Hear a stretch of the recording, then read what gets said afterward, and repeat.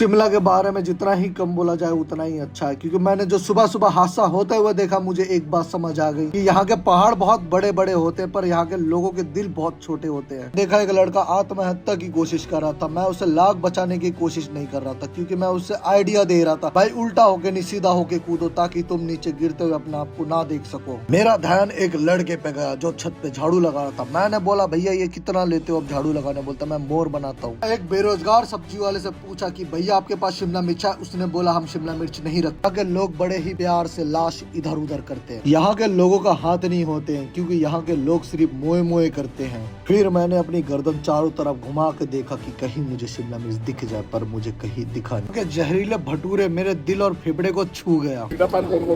और भैया पान में ना उसका चटनी डाल देना मोमोज की। मेरा आपको नहीं?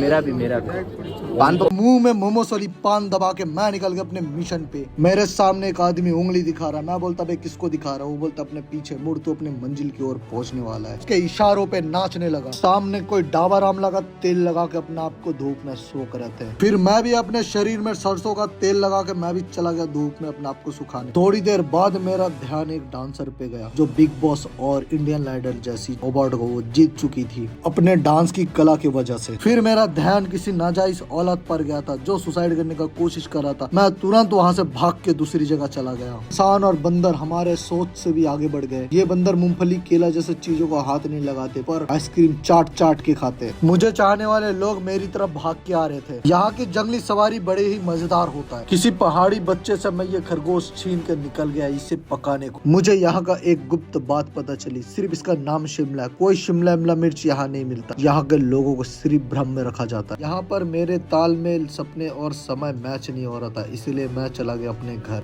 और आप लोग जाके दूसरी वीडियो देखो।